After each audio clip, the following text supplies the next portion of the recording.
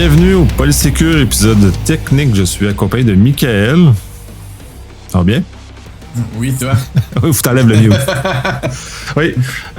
On va un peu continuer sur notre très plaisante conversation de la dernière fois. C'est-à-dire, on va l'initier cette fois-ci avec tout le volet conformité que vous rencontrez beaucoup dans les discussions avec votre produit, puis qui, dans le fond, est de plus en plus présente dans la tête des gens. Puis en plus, au Québec, là, au moment où on enregistre, on est au lendemain de la mise en application de la loi 25, ou PL 64, tout dépendant comment on veut nommer ça, qui justement exige un certain degré de conformité à ce moment-là. Donc, je vais te laisser commencer avec ça, puis on va déballer comme la dernière fois, là.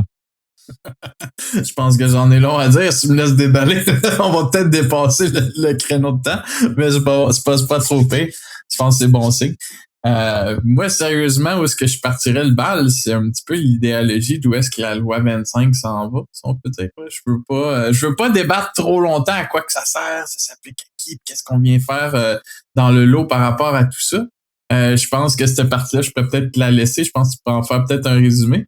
Mais c'est plus l'idéologie de pourquoi que c'est en place, qu'est-ce qui s'en vient par rapport à tout ça, c'est qui que ça interpelle finalement tout ça, et pourquoi qu'on parle de plus en plus de conformité.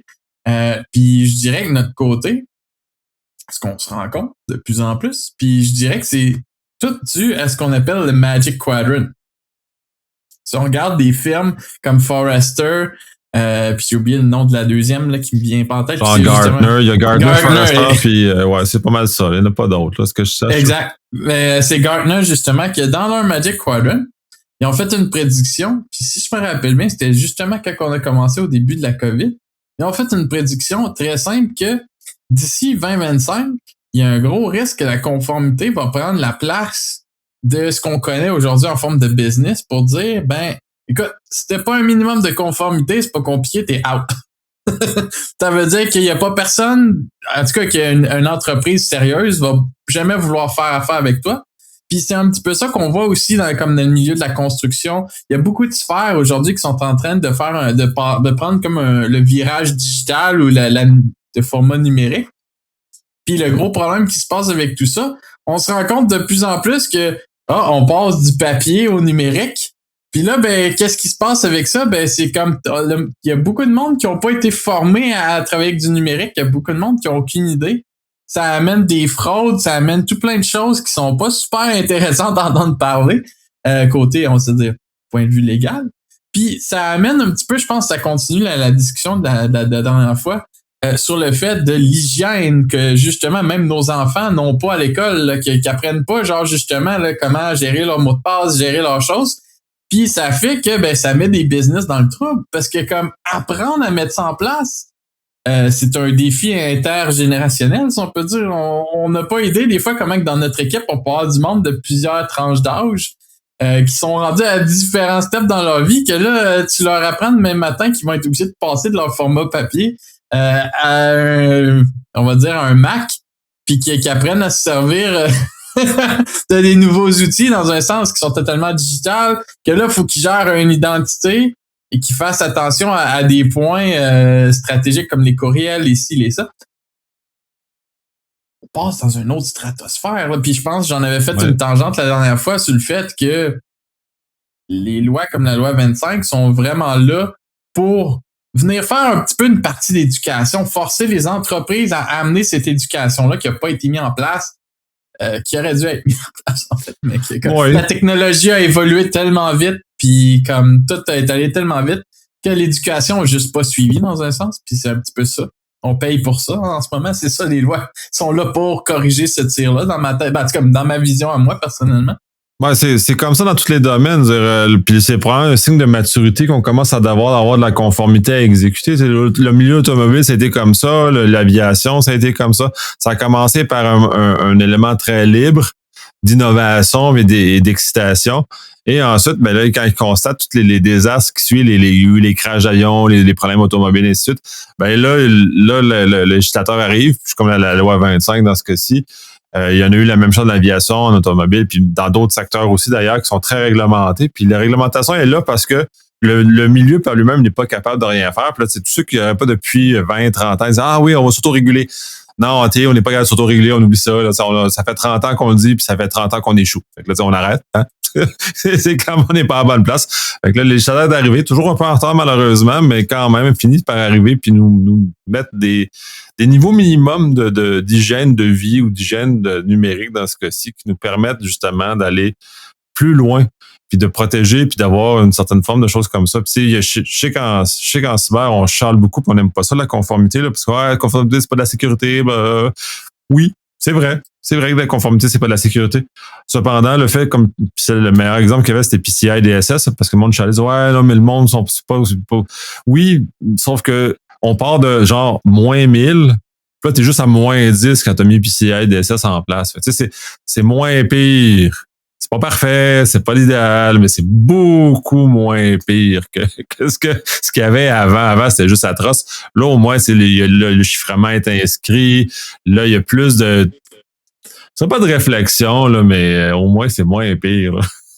Ben, c'est un strict minimum, puis on s'entend, puis peut-être faire une quote cocasse à justement PCI qui est comme, on va se dire, pour gérer les transactions. Tu sais, je pense que s'il y a une place qu'on veut justement pour pas faire une autre tangente avec la crypto qui est en train justement de vivre la même chose, que là, il essaie de mettre des standards en place, de mettre de la conformité justement pour que ça arrête d'être le Far West, ben c'est la même chose. Là. Est-ce qu'on veut avoir le feeling que quand on achète en ligne, on fait affaire avec des compagnies que c'est un Far West, justement? Je pense que personne va avoir ce feeling-là. Puis, tu sais, pas pour bâcher non plus, juste donner un exemple, mon expérience personnelle, exemple avec Amazon, qui est fantastique dans bien des cas, on va se le dire. La livraison est magique et tout se fait tout ça. Que autant que tu peux quand même, ça n'empêche pas que tu vas te faire scammer, que si tu fais pas attention sur qu'est-ce que tu achètes, de qui tu l'achètes. Il y a encore une grosse bête noire derrière la conformité de comment qu'on achète en ligne.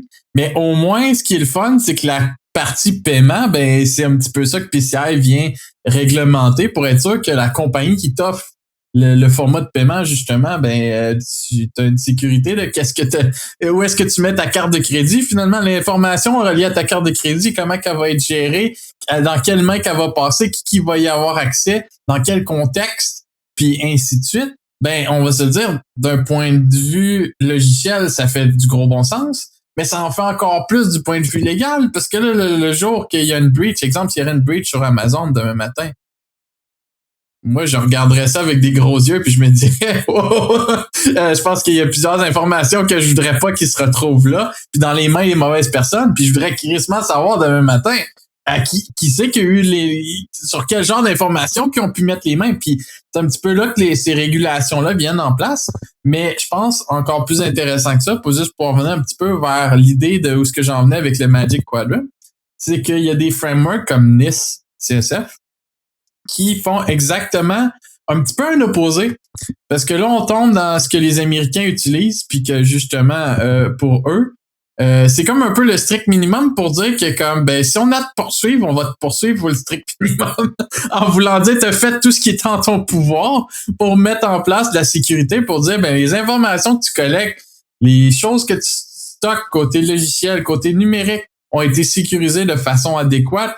Les personnes, ton personnel avait des politiques en place, a eu des formations, a eu tout ce qu'il fallait pour venir justifier que justement tout va être en place, peu importe ce qui va arriver finalement. Là, que le monde qui vont voir ça de l'extérieur vont pouvoir voir ça justement avec des gants blancs, vont pouvoir dire ben écoute, s'il y a une poursuite demain matin, ben on va pouvoir avoir des preuves numériques qui prouvent que ben finalement je fais affaire avec une compagnie qui a du bon sens, qui sait qu'il y a un danger, qui est consciente du risque, pas comme certaines que je voudrais pas nommer que dernièrement on leaké des passeports puis des choses assez hallucinantes. Ouais, ça c'est assez capoté ces histoires-là. Là. Puis tu sais, je veux dire, là, il va falloir que. C'est pour ça que les lois sont là, parce que ces compagnies-là, clairement, ont pas eu le mémo, clairement. Là. Ils n'ont pas pogné. Il y a quelque chose qu'ils ont raté dans l'histoire, de dire là. Ça en est une, mais celle-là, ça, en tout cas, bref, ça s'accumule ces temps-ci. En plus, je sais pas, il y a comme une accélération de ça, fait que c'est d'autant plus important que Il me semble que peut-être que le bâton légal ou le bâton des poursuites viennent justement de leur donner la frousse suffisante pour qu'ils arrêtent de lésiner sur les moyens. Là. C'est exactement ça. Puis c'est un petit peu pour ça que je vous en venais que le Magic Quadrant, ce qu'il prédisait en 2020 pour 2025, c'est littéralement en train d'arriver, c'est en train de se matérialiser. Ce qu'on voit dans les nouvelles, l'accélération de ces failles-là, de ces fuites-là, l'accélération de la criminalité informatique aussi, qu'on se le cachera pas, je me rappelle juste de notre lancement, je pense que c'est le ministère qui avait sorti un chiffre, là, puis c'était hallucinant, là. C'était comme, c'est plus que des centaines de milliards de dollars, là, dans une année qui, pas juste au Québec, on parle globalement, là, c'est le marché de la cybercriminalité, là. Tu sais, c'est de l'argent, là. C'est une machine qui est dure à arrêter. Puis comment qu'on arrête ça? C'est justement en mettant des mesures en place pour être sûr que ça soit pas un Far West, puis qu'il y ait un minimum, tu sais, d'hygiène dans les compagnies qui vont justement avoir à jouer avec ces documents sensibles-là. Puis même pour nous qu'on est une compagnie de sécurité, en fait, c'est un débat qui est remis en jeu constamment parce qu'on s'en rend pas compte le nombre de documents qu'on partage dans une journée, le nombre de choses que comme c'est même pour des experts là, des fois on regarde ça puis on se dit ben comme c'est quasiment un niveau de paranoïa au bout de la ligne puis c'est plate mais ça le prend. Il faut toujours se setter comme une politique ou une limite là que c'est comme ben on va faire au moins le strict minimum puis c'est un peu ça que justement ça vient combler. Puis nous autres, de notre côté, ben c'est un petit peu notre mission qui s'est forgée à travers du produit, puis qu'on développe de plus en plus. C'est d'en arriver à un point qu'on peut dire, ben écoute, nos clients qui embarquent avec nous n'ont pas à se casser la tête demain matin. Aussitôt qu'ils vont plugger la machine, ben aussitôt qu'ils vont passer un test de conformité de l'externe, un audit, ils vont se rendre compte que les meilleurs cryptos pas possibles ont été mis en place, les meilleures configuration de certificats, les meilleures configurations d'hébergement, tout a été mis en place par défaut pour eux, sans qu'il y ait à se casser la tête, que ça soit vraiment comme tu installes le logiciel et pouf, ta conformité se met en place. Un petit peu comme dans le cas de beaucoup de startups ou de beaucoup de compagnies qui utilisent, exemple, Microsoft ou Google pour leur solution de courriel. Aujourd'hui, ben Google, justement, on s'inscrit avec Google. La première chose qui vient, c'est des politiques de mots de passe. On doit avoir un mot de passe de tant de caractères, on doit avoir aussi, mais c'est mis en place automatiquement. Ils ne te demandent pas est-ce que tu as une préférence pour ça ou est-ce que tu veux le mettre en place. Non, c'est mis en place directement. Ils ne posent pas la question pour la même raison que quand on achète un téléphone aujourd'hui, ben ils nous demandent de scanner notre face, prendre nos empreintes digitales justement pour nous éviter de tomber juste dans la ce que j'appelle la cause d'être lâche ou d'être en mode lazy, d'éviter de passer à côté de quelque chose qui pourrait être tellement rapide, tellement simple dans notre hygiène de vie que, ben, pourquoi pas juste l'enforcer ou te le donner gratuitement? Ouais, puis de le forcer aux gens, ils commencent. Tu sais, Google a commencé, Microsoft a commencé, Apple aussi d'ailleurs. Ils ont tous commencé à forcer le deuxième facteur, à forcer les affaires. Là, vous avez plus le choix. On est dans l'univers dans lequel on est. Si vous faites pas ça, vous allez vous faire défoncer. Puis nous, comme opérateurs, ben on veut pas que ça soit comme ça. Puis c'est un peu aussi la beauté de la solution que vous avez développée parce que vous avez vraiment pris cette approche dans le modèle autogéré tant qu'à reprendre le chose de la dernière fois.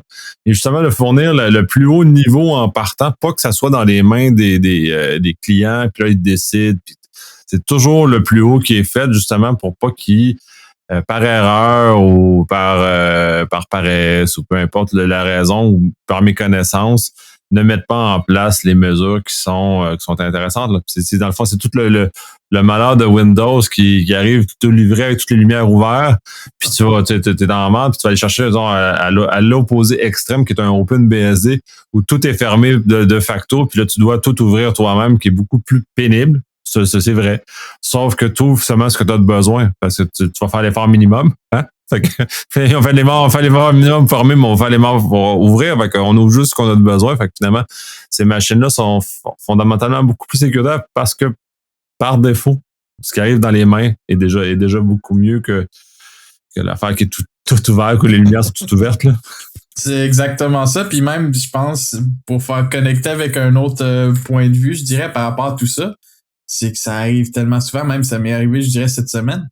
de rencontrer des nouveaux clients. Puis tu te rends compte qu'au final, c'est pas tout le temps une question de laziness, c'est une question que bien souvent, c'est relié un peu à ce qu'on parlait la dernière fois. C'est une question de manque de main-d'œuvre. C'est une question de le gars qui s'occupe de ça, il est tellement débordé que la conformité, c'est pas qu'il voudrait pas y penser ou qu'il voudrait pas y toucher, mais il y a tellement mille autres choses parce qu'il devrait avoir une équipe derrière cette personne-là, mais le gars, il est tout seul dans l'entreprise ou l'entreprise a tout simplement pas d'équipe technique. C'est un gars qui gère 1001 dossiers, dont celle-là de la conformité.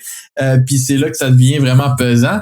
Puis la personne se rend compte que comme oups, I need help en anglais. Tu sais, comme j'ai besoin d'aide, ça presse. Puis quand tu leur montres que justement ils sont pas à jour, qu'il y a des gros red flags sur leur système, wow, là tu ouvres une porte à quelque chose que bien souvent c'est pas que la personne est lâche ou elle sait pas ou que ça fait pas partie de ces choses. Elle a même pas le temps de cheminer jusque-là parce que la personne est déjà débordée avec mille et une autres choses. J'ai vu un cas cette semaine, juste donner un exemple très lousse. Juste mettre à jour le software de la compagnie. Juste s'assurer que les machines soient toujours à jour. Prendre le temps de mettre le strict minimum en place. Ben souvent, ça prend tout le jus qui serait, mettons, attribué à d'autres choses encore plus importantes aujourd'hui, comme au niveau de la conformité, justement. On s'entend, gérer la conformité d'une entreprise, c'est quasiment rendu une job à plein temps. En fait, c'est pas pour rien qu'on a des ciseaux. Puis, encore, pour refaire une tangente avec le manque de main-d'œuvre, c'est encore plus dur de trouver un ciseau qui a de l'expérience parce que c'est quelque chose qui est nouveau. C'est quelque chose qui est très... en fait, c'est pas tant nouveau que ça. C'est juste que la job d'un ciseau a tellement évolué, je dirais, dans les dernières années que comme c'est pas reconnaissable ou à quel niveau qu'il y a tellement de nouveaux paramètres à prendre en compte, des rapports à aller chercher. Être capable d'aller chercher les métriques, c'est tellement complexe. Parce que ça prend une équipe derrière pour pouvoir aller les chercher. Tu peux pas juste demander à quelqu'un bâtis-moi un rapport à la fin du mois pour dire que tout est beau. C'est un petit peu là que, comme au niveau de la conformité, comment tu fais pour aller chercher ce rapport-là? Ça prend quelque chose qui te dit, ça prend ça. Puis c'est quoi ça? C'est des trucs comme la loi 25 qui te disent, écoute, on veut un strict minimum en place. Puis si t'es capable de répondre à ça, fournis-moi un rapport de ça. Et voilà, mission accomplie. Puis c'est là, justement, que ça amène à des trucs comme Nice, qui sont encore un step au-dessus pour dire, écoute, si jamais il y a une poursuite, s'il y a jamais au moins, t'as fait le strict minimum. Comme ça, on peut pas te poursuivre, on peut pas prendre des actions contre la compagnie parce que vous avez été négligent. Puis c'est ça, le gros point de tout ça, c'est que ça rouvre une porte à une nouvelle tangente que le monde commence à réaliser, on dirait vraiment rapidement, que si tu veux faire affaire avec quelqu'un d'autre dans un futur très proche, qu'est-ce qui va arriver? Il va te demander d'avoir des gants blancs puis de lui montrer ton beau rapport qui dit que tu suis les normes au minimum. Puis c'est exactement ce qu'on voit. C'est ce qu'on voit en infonologique énormément. C'est des choses. Puis c'est pour ceux les plus vieux de la veille, avec les SAS 70, les SSR 16, 18, qui sont les documents qui étaient les 1514, 1540 puis les 4410 qui sont des documents de normes comptables qui étaient justement pour aller faire de la vérification pour s'assurer que nos fournisseurs qu'on sous-traitait de l'information de TI respectaient des règles minimales qui protégeaient l'information. Maintenant, on a des choses beaucoup plus sophistiquées. Le NIST, c'est derrière, c'est apparu. Puis ça fait qu'en mettant un paquet de choses qui nous prouvent ces éléments-là. Puis l'élément de justement que la conformité à ces règles-là va faire de la bonne business parce que ça va devenir fondamental. Là, on regarde, tu parles de la loi 25, avec le RGPD, tu as une notion d'équivalence qui est dans la loi dans le RGPD qu'on a aussi dans l'article 70.1 la loi de la protection de l'assurance personne, ce que la loi 25 a changé, qui dit qu'il fait une équivalence. Fait que là, dorénavant, on est capable de faire du marché avec l'Europe et l'Europe peut faire du marché avec nous plus facilement. Parce qu'on a déjà des équivalences légales qui sont en place. Le restant du Canada n'a pas encore ces mesures-là. Tant que la C27 ne sera pas diffusée, ne sera pas en action, le restant du Canada n'a pas cet avantage-là. Au niveau américain, eux autres, ils se pénalisent sur le marché européen parce qu'ils n'ont pas ce genre de protection légale-là. Donc, ça devient un environnement, puis on parle juste au niveau de la protection des renseignements personnels, mais le restant, tous les autres cadres normatifs, là, puis tu me montrais, tu as le NIST, puis t'en as une panoplie d'autres aussi qui sont existants, qui vont devenir des obligations pour les entreprises s'ils veulent faire affaire entre eux autres. Fait que c'est ça. Et pour rebondir sur le volet de main-d'œuvre, tout ça, mais ça prend les grandes entreprises ont des staffs et des départements complets qui feront que ça. la conformité. Puis ça, on va prendre des exemples des institutions financières là, comme Desjardins, Banque nationale, ceux qui sont au Québec, mais les autres banques de Montréal ou CIBC qui sont basées en Ontario, CHSL en Ontario, TD aussi qui est en Ontario. Ils ont des staffs, là, c'est fou, ils ont des vice-présidences de conformité, eux autres, pour avoir à traiter ce genre de choses-là. Fait que, tu sais, on pense à ça. Puis ensuite, on a des petites PME, comme on a beaucoup, parce que dans le fond, la plupart des entreprises, c'est des PME, qui ont une personne en TI, SI, puis qui essaie de se débrouiller comme il peut, puis le pauvre petit, il va exploser parce qu'il a juste pas assez de temps pour livrer. Fait que ça, des solutions déjà autogérées comme tu fais là sont très intéressantes, très pertinentes parce que ça leur sauve énormément de travail. Là. Exact. Puis même à travers de tout ça, moi, ce que je trouve ahurissant, puis la raison que ça m'a convaincu d'aller dans cette direction-là, dans un sens, qui m'a donné le go-ahead pour pouvoir dire, ben écoute, c'est tellement important que comme il faut que ça soit comme une pierre angulaire du produit, c'est que dans les dernières années, j'ai eu la chance justement de faire l'analyse d'une très grande entreprise pour tomber sur des choses qui me faisaient tellement peur. C'était comme, c'est pas parce que l'équipe n'a pas des experts en cybersécurité, une équipe d'infrastructure, un CISO A1, tu sais, si on peut dire, là, comme, toi, t'étais là pour dire, comme, cette compagnie-là, là, si tu lèves la carpet, là, c'est supposé être clean en dessous, si tu vois ce que je veux dire, là.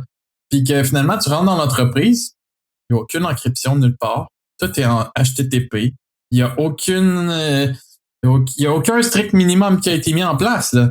Tu pourrais même pas me prouver que s'il arriverait quelque chose, s'il y aurait une breach, il y aurait quelque chose, là, il serait tellement dans la soupe chaude que ça serait probablement le pire scandale qu'on n'aurait jamais entendu parler. Puis c'est la réalité de beaucoup d'entreprises, malheureusement, puis c'est un petit peu pour ça que je voulais faire un ode à avoir des breaches avec des passeports, des choses comme ça. Si ça, c'est pas la priorité de sécuriser tout ça, je me demande ce qu'il l'est pas, là, tu sais. C'est un petit peu là que c'est ça qui m'a convaincu le plus, c'est de voir la réalité de l'industrie, de comme quand on parle de main-d'œuvre, là, des fois, c'est pas parce qu'il en manque, c'est que même si t'as le staff, on dirait qu'il y a comme une volonté où il y a c'est là qu'on peut dire qu'il y a une lâcheté qui s'installe, puis c'est comme, ben, tout fonctionne, on touche à rien, on laisse ça comme ça. Puis c'est malheureux parce que ça affecte beaucoup d'entreprises à des échelles très grandes, même pour moi-même qui travaille pour plusieurs multinationales. C'est le même portrait, là. Quand on regarde, si tu as la chance de voir qu'est-ce qui se passe à l'interne, ben souvent, même si tu es un expert dans le domaine puis tu travailles pour l'entreprise, on va te dire, ben écoute, if it ain't broke, don't fix it. En voulant dire, si c'est pas brisé, tu y touches pas. Puis même si c'est mieux que tu y touches, parce que ça serait un plus de conformité, ça serait un added value, si on peut dire en anglais, ils vont te dire quand même, don't touch it. En voulant dire, tu touches pas à ça tant qu'il n'y a pas une raison, qu'on n'est pas forcé justement de le faire. Puis c'est ça qui est dommage dans l'industrie. Puis c'est un petit peu, je suis content de voir qu'il y a enfin un mouvement, il y a enfin quelque chose qui est en route pour forcer ces entreprises-là justement à se conformer justement à un strict minimum qui va, en bout de route, nous aider à avoir peut-être des breaches qui font un peu moins mal au cœur, en fait, à regarder dans les news ou à regarder que, oups, je viens de recevoir une lettre qui me dit que toutes mes informations personnelles ont été propagées sur la toile et des fois même un peu trop, là. Tu sais, c'est cette idéologie-là, je pense qu'on essaie de combattre à travers de tout ça. Puis je suis content comme qu'on puisse, justement, à travers d'un produit, pouvoir propulser ça à une autre étape puis à un autre milestone pour pouvoir emmener ces entreprises-là qu'on s'entend quand on fait affaire avec la PME. Puis même, je dirais, jusqu'à plusieurs niveaux, on s'entend dans notre cas, on gère pas juste des PME qui nous disent, ben écoute, on n'a aucune compétence là-dedans, on est tellement heureux. Ben, c'est un petit peu ça l'idée, c'est de pouvoir mettre en place à la base, on s'étape une entreprise, ben au moins en allant vers la numérisation, au moins, ils mettent pas les pieds dans des plats qui, justement, il manquerait du monde pour les enligner. C'est un peu comme le téléphone, comme on disait, ou les grosses entreprises comme Google, Apple, puis Microsoft, qui te forcent, justement. OK, cool, t'installes notre logiciel, pouf, voilà, t'as un plancher au moins en dessous de tes pieds. Puis là, tu peux construire ton entreprise pour t'assurer, justement, une prospérité. Puis en plus, ben, sur le de long run, comme on dit, ben on va pouvoir faire affaire avec des compagnies encore plus importantes qui vont mettre ça de l'avant, de justement de faire affaire juste avec des compagnies qui appliquent ces standards-là. Parce qu'on est rendu dans un monde que si on n'a pas de standard, ben il y a beaucoup de monde qui veulent rien savoir. Puis c'est un petit peu pour faire la tangente, comme je disais tantôt avec la crypto. C'est la même raison, les NFT et tout ça, c'est la même raison pourquoi on n'entend pas plus parler. Il n'y a pas de conformité de mis en place. Ça commence, la roue commence à tourner, les débats commencent à se faire au niveau légal. Il n'y a pas de confiance, puis c'est ça que ça vient chercher aussi, cette conformité-là. Puis là, tu sais, on va aller des choses encore plus banales que ça. Tu sais, le fait que nos appareils électriques n'explosent pas ou prennent pas feu constamment, c'est parce qu'il y a des normes qui sont suivies dans la conception.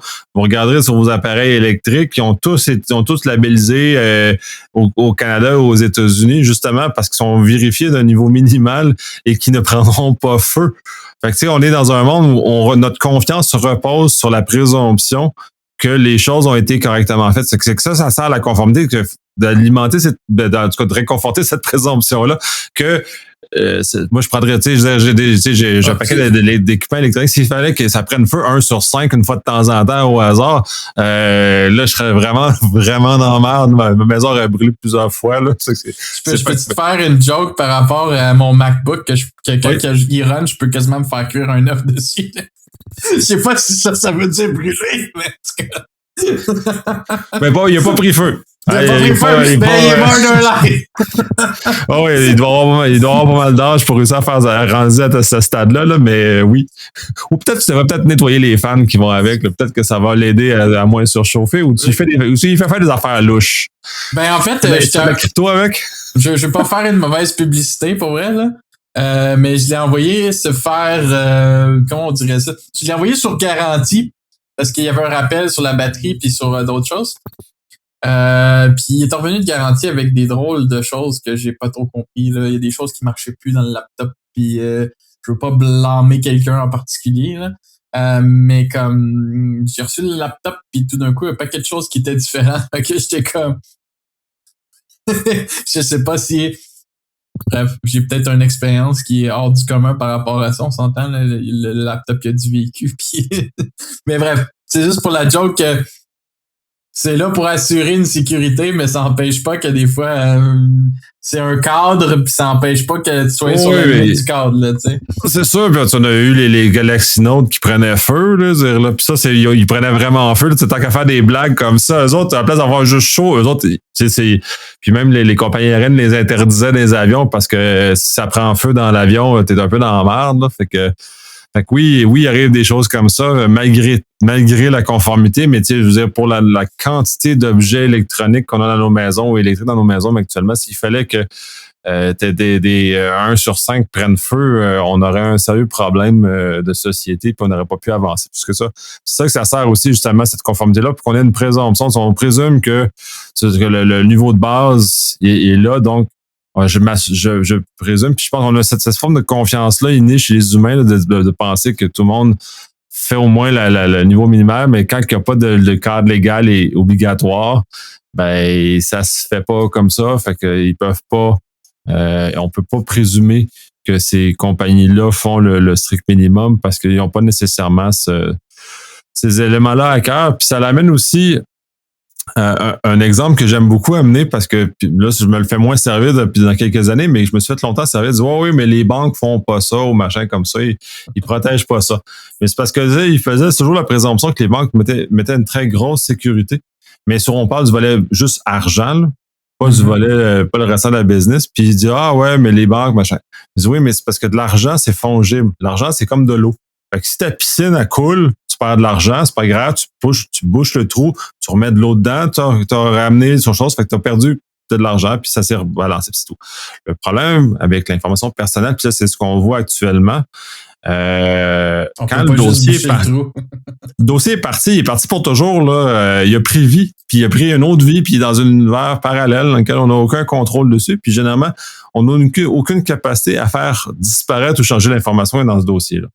Fait que là, on est comme dans un contexte où la gravité et la portée et la conséquence de ces pertes-là est beaucoup plus importante et beaucoup plus dommageable pour les individus qui se trouvent être impliqués. Bon, à l'heure actuelle, un as, c'est pas très grave si on le perd, là, parce que tu sais, Je pense que tous nos NAS sont déjà répertoriés dans le Dark Web déjà depuis plusieurs années. Mais si on voit des informations plus précises, un peu comme on a vu dans certaines fuites récentes, là, ça peut créer des dommages permanents à ces personnes-là, puis des problèmes de santé mentale et ainsi de suite. Donc, c'est pas drôle là, quand on en arrive là. Puis justement, faut pas que ça arrive. J'étais pour dire, même faire une petite parallèle avec tout ça, quand tu parles de l'univers parallèle. Il y a une autre affaire aussi qui est un peu moins drôle, c'est que l'information, une fois qu'elle est on va dire dans le contexte d'une piscine qui est la banque, là, c'est bien le fun quand l'information est dedans, elle a plus ou moins de valeur, parce qu'au final, c'est une information personnelle. Mais ce qui est drôle à dire, c'est qu'une fois que la fuite est là, l'information ou le document, il sort, ben comme tu dis, il prend une vie of its own dans un autre parallèle. Mais dans l'autre parallèle, c'est qu'à la seconde qu'il y a un trou puis que l'information sort, ben cette formation-là peut prendre une valeur exorbitante. Puis c'est ça qui est dangereux. C'est l'effet boule de neige qu'on contrôle pas trop de combien de parallèles qui va aller à la gauche, là, le document, puis où est-ce qu'il va se propager, puis le prix que t'as au-dessus de ta tête, finalement, au bout de tout ça, parce que comme ton information, elle a été utilisée comme un arme en ce moment, là, si on peut dire, là. C'est qu'il utilise ça dans le dark web, il utilise ça ailleurs, puis cette information-là peut être revendue plusieurs fois. Tant qu'à ça, est-ce que je peux vendre ma propre information? Ça va aller plus vite. Au moins, ça va être un petit, c'est un peu ça la question qui se pose rendu là, tant qu'à en arriver à un système qui est tellement, que c'est tellement le Far West que mon information va avoir de la valeur, je vais leur vendre moi-même mon information, ça va être plus simple, tu sais. Donc, ben, c'est un petit peu la question qui se pose rendu là, c'est sans ça, on va pas très loin. Hein.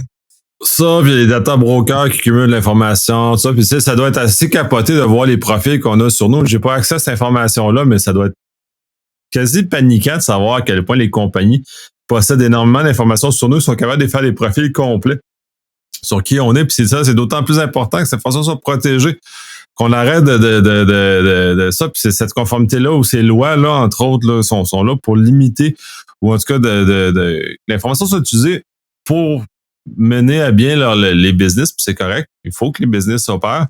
Mais là, de faire des business qui revendent de l'information à d'autres business qui retransforment et revendent l'information, là, on est en train d'un peu dévier de l'objectif de base de vouloir produire un service ou produire un produit ou quelque chose à des consommateurs. Là, on est juste en train d'alimenter une machine qui s'alimente finalement, là, c'est un monstre.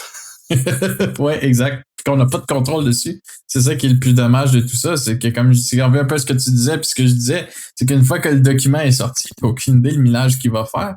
Puis, j'étais même pour en faire une tangente avec toutes les apps qu'on peut même installer sur nos téléphones ou qu'on va installer sur nos ordinateurs. Je vais prendre l'idéologie la plus intéressante que j'ai vue dernièrement.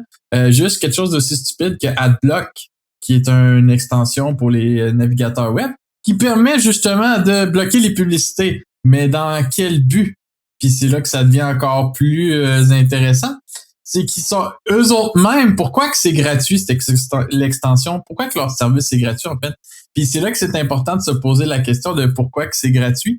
C'est que, cool, tu vois moins de publicité, mais eux, de leur côté, ils voient tout ce que vous voyez dans votre écran. Donc, ce qui veut dire, c'est que aussitôt qu'on installe le module, c'est très cool, on n'a plus de publicité, on n'a plus à se faire languir devant des publicités avant d'écouter quelque chose sur YouTube. Mais la réalité, c'est que derrière la scène, qu'est-ce qui se passe? Ben, eux, ils reçoivent l'information de ce que vous regardez, ils repassent l'information, justement, ils revendent l'information de qu'est-ce que vous regardez pour que, justement, le profil qu'on parlait justement, que Nicolas présentait il y a 30 secondes, ben, il grossit pareil, peu importe que vous regardez la pub ou pas, ben, il y a quand même quelqu'un qui finit par réussir à savoir, oups, cette personne-là regarde, exemple, le site de Volkswagen pour s'acheter un véhicule ou se recherche une maison ou X, Y, Z. Puis c'est quand même comme ça qu'ils réussissent à travers du filet, même si vous avez mis toutes les meilleures précautions en votre pouvoir pour pallier à tout ça, ben ils réussissent quand même à builder un profil qui, comme peu importe qu'on ait des politiques sur nos téléphones qui dit hey, je veux pas que vous faisiez le suivi, ben on finit par se compromettre nous autres mêmes au final parce qu'il y a tellement de façons, je dirais pas illégitimes, mais il y a tellement de façons détournées d'accumuler de l'information sur quelqu'un aujourd'hui que ça en est ridicule. Ouais, ben c'est peut-être le manque de clarté sur ce genre de choses-là. C'est là l'aspect qui, à mon avis, le plus frustrant, c'est que justement, il y a personne qui dit vraiment. Puis tu sais, il y a des choses, puis aussi bien tu dis se compromettre soi-même, tu sais, des plans de fidélité là, à la Hermès, par exemple. C'est un exemple où on vend volontairement nos informations contre des 1000, il n'y en a pas tant que ça, là, c'est pas très payant comme modèle de fidélité, mais c'est comme ça. Fait que ce que vous faites quand à chaque fois que vous passez la carte Hermès, ben le commerçant envoie la liste de vos achats à Hermès, puis lui les revend à d'autres mondes qui font de l'information avec ça. Fait que il n'y a pas de gratuité dans tout ça, puis même à la toute limite, la seule système de fidélisation qu'on pourrait dire qu'il y a une forme de pas de gratuité, mais au moins ça reste dans le même écosystème. Ça va être des systèmes, des choses comme Aéroplan ou qui restent dans l'univers de Air Canada ou peu importe la compagnie ou les autres systèmes comme ça, les cartes de métro, puis ça, ils vont rester dans leur propre environnement, donc où ils ne partagent pas avec un tiers les informations. Mais au-delà de ça, on revient quand même à autoriser Aéroplan, métro, tout ça, à prendre nos informations puis à faire un traitement avec. Puis à les utiliser pour d'autres choses qu'on ne voudrait peut-être pas nécessairement le faire. Fait que, tu sais, on est comme... Au moins, on est payé. Dans ce cas-ci, on va prendre ton affaire. Contrairement que ce soit un tiers parti qui est payé à ta place, ben au moins là, c'est toi qui es payé pour faire ça. Exact. Puis ça revient un petit peu aussi à notre conformité du départ qu'on essayait de débattre. C'est que l'idée, c'est que au bout de la ligne, ce qui se passe de plus en plus, c'est que ces compagnies-là commencent de plus en plus à se faire taper sur les doigts, justement, parce qu'on s'entend, ils peuvent, à un moment donné, il faut qu'ils soient transparents. C'est beau d'offrir des services ou des applications qui te permettent de faire des choses super cool sans te dire vraiment ce qu'ils font derrière, mais de plus en plus, justement, ben ils vont être bannis des Apple Store ou des Android Store, peu importe, ou des Google Store, pour dire, ben écoute, t'es obligé de me dire qu'est-ce que tu fais avec l'information, où est-ce qu'il est hébergé cette information-là. Puis c'est encore une fois pour revenir à la conformité. Parce que tout est basé là-dessus. C'est un petit peu comme tu disais tantôt, t'achètes un bidule électronique ou électrique, ben il va être certifié, il va être testé qu'il prend pas feu. Ben ton application est testée, est revue, puis est approuvée justement que, ben écoute, ton information, c'est ça qu'on fait avec.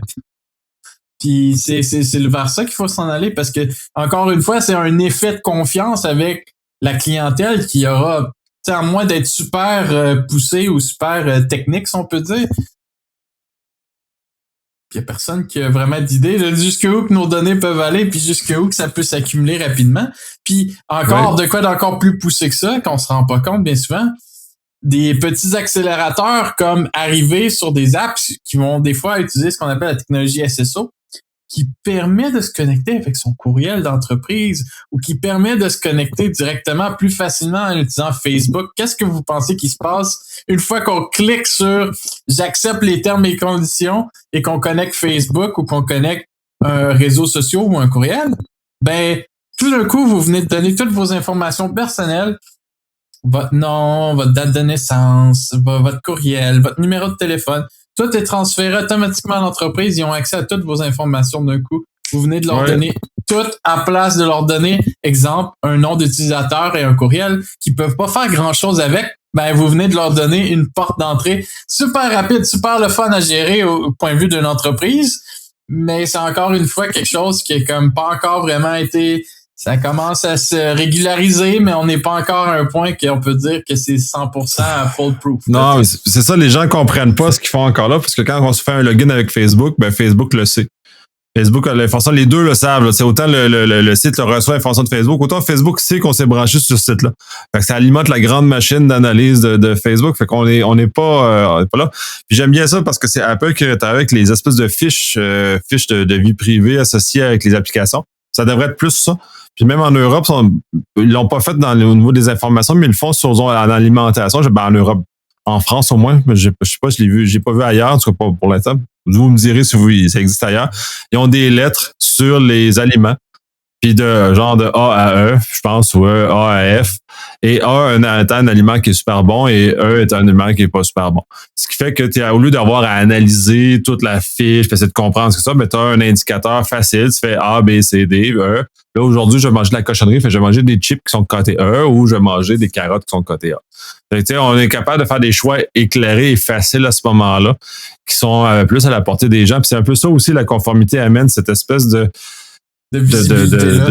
visibilité, de capacité aux gens à analyser puis à prendre une décision par rapport à l'information qu'ils voient, puis plus facilement accessible, parce que sinon c'est ardu. Là, tu parlais des PME. Les PME n'ont pas la compétence, la capacité de ça, mais c'est parce qu'il faut leur donner à certains égards un moyen facile pour eux de juste regarder. Ils vont regarder un rapport, ça va te marquer A, telle affaire, B, telle affaire, A, sur l'autre point, puis A+, puis là, ils vont être contents. Fait qu'ils vont être capables de prendre une décision éclairée à partir de ça. Puis c'est là aussi la loi vient, tout vient se mailler. Là, ça permet justement de prendre des bonnes décisions. Exactement. Puis j'étais même pour dire, ça revient un petit peu quand tu dis de A à F, exemple sur les aliments, ben ça revient un petit peu comme que je disais tantôt que d'ici 2025, les entreprises vont juste vouloir fonctionner avec des entreprises qui sont capables de fournir cette lettre-là. C'est quoi ton rendement? C'est quoi ton rapport, le overall, là? Puis ça existe déjà, c'est ça le plus beau de l'histoire. Il y a déjà des compagnies de pentest puis d'audit qui ont mis un système en place pour dire, ben écoute, t'es coté A, B, C, D, E, F en fonction de, justement, quel genre de politique que tu as mis en place, quel genre de certificat que tu héberges, comment que tu as configuré tes infrastructures, c'est quoi ta présence en ligne, est-ce que tu as déjà été reporté comme un fournisseur de virus ou de, bref, XYZ qui peut être malicieux. C'est un petit peu ça l'idée, puis ça vient pas juste mettre comme tu disais, un indicatif facile puis qui empêche justement l'utilisateur d'avoir besoin d'avoir les connaissances. Ça te donne une façon facile de repérer quelle compagnie avec qui tu peux faire affaire. Puis ça enlève aussi une couche qu'on n'a pas vraiment discuté, mais le côté légal. Le prix de bâtir une business aujourd'hui, là, c'est quasiment 80% de légal. C'est ça qui coûte le plus cher dans tout ça. C'est d'aller chercher le légal. Ben, en mettant la conformité en place, on sauve une couche tellement incroyable de légal parce que c'est ça qui coûte le plus cher. C'est toutes les conditions, les ci, les ça, que justement, comme qu'on disait tantôt, ben, que l'être humain va peut-être passer à côté de quelque chose, puis qu'on se dit ça devrait être le strict minimum, mais ça le sera peut-être pas. Ben, en mettant ces conformités en place là, puis en ayant une cote qui est au moins de A, si on peut dire, ben, on assure que la personne qui se branche avec nous, elle s'enlève un méchant risque. Elle a même pas besoin de voir de contrat, elle a pas besoin de voir rien. Elle sait qu'elle fait affaire avec une business qui va pas y apporter du trouble ou qui va pas lui exploser en pleine face ou, encore pire, avoir une fuite avec les informations qu'on se partage entre nous. Ça serait nécessairement parti là. Mais ça ce genre de choses-là, protection de la chaîne d'approvisionnement aussi qui est inclus par rapport à tout ça, là. Exact.